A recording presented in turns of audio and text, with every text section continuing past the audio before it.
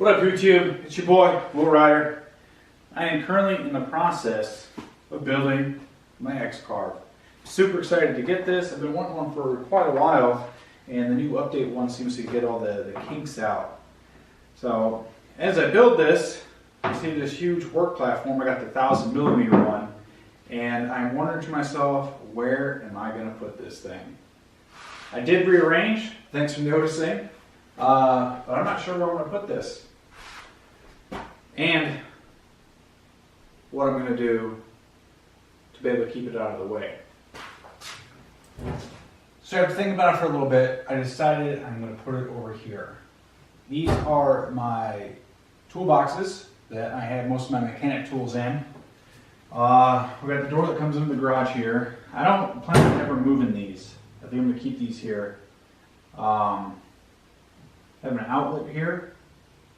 And if you've seen Bob Claggett on I Like to Make Stuff, he made his CNC in his old shop flip up to stay out of the way.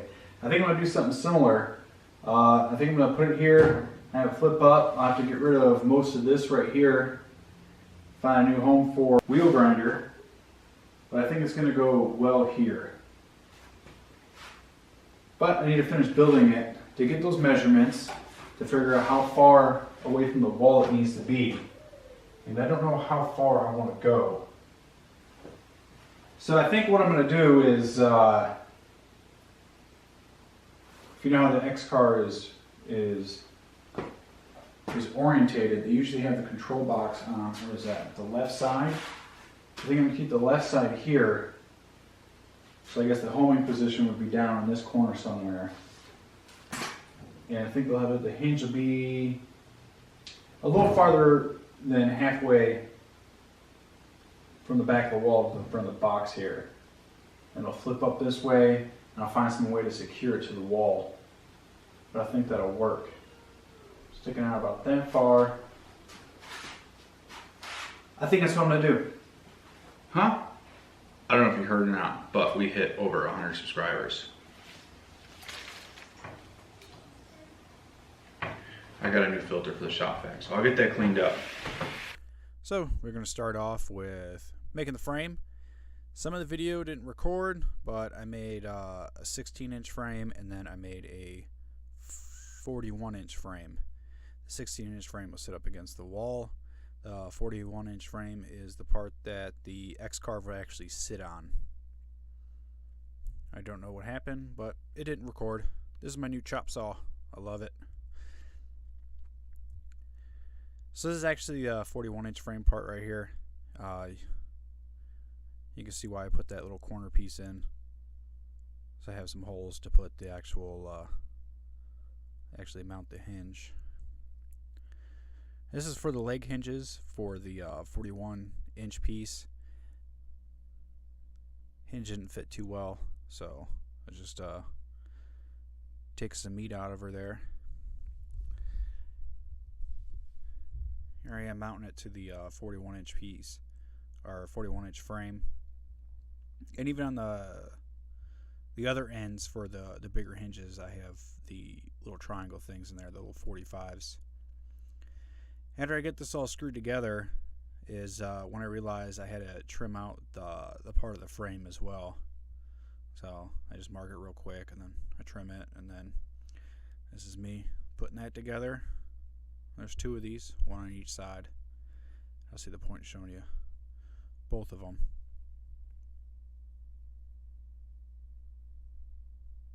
Need to take a little meat out of it. So here's a 16-inch frame. I'm putting some lag bolts through it, mounted the studs in the wall, and surprisingly sturdy. I think I got 6 total into the wall. Hold it against it. This is just some extra support.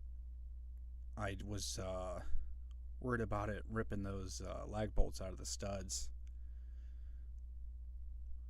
And I got one in between the toolboxes there you've seen there that I put a little bit of I guess a half lap joint in, and this one on the other end.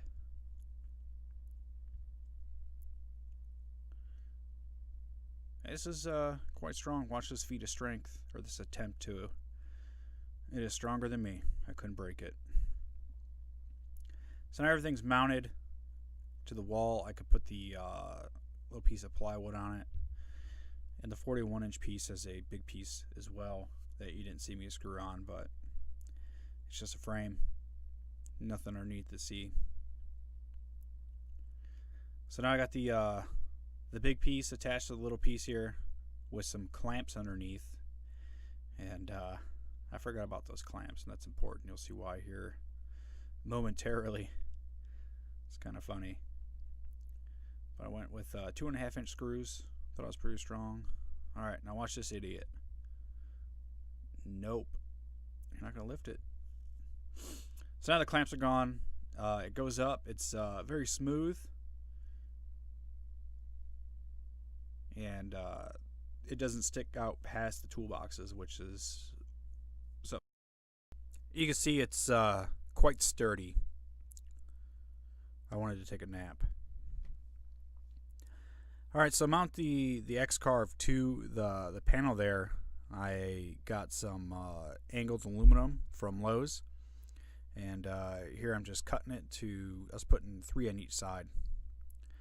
And then drilled some holes. And then I chamfered them as well. Helped the screws sit in there a little more flush. And aluminum is a nice, easy metal to work with. It flexes and it cuts real easy. And here I am mounting it to the X Carve and the panel below it. And after this one, I actually went through and pre-drilled the rest because you see it cracked there. But nice 1-inch screws. It's it'll hold it in just fine. So you see I put a bungee cord up there at the 2x4s, and it keeps the X Carve from smashing into the wall when I flip it up. It leans forward a little bit. This is actually the first time I'm trying it out. And it worked, unlike the first time I tried to lift it and the clamps are still on there. But I'm nervous about how close, and you'll see here in a second, how close it is on the bottom there, because I still haven't installed electronics, and the drag chain needs to install down there. So it works. It has fulfilled its purpose. It doesn't take any space that was occupied before I started. The wife's Yukon can still fit in here when this is up and out of the way. There are a few changes I'm going to make. I need to trim the corners of the 2x4s for the legs and the sides. It doesn't quite open up all the way. And then I'm going to put another inch here with a 45 triangle on it. So when I flip these up, I'll flip those out so they can't be pushed in. We put the handle on, or the thing up on top. I'm pretty happy with the results. Thanks again for watching. Make sure you click that subscribe button down there, and I'll see you next time.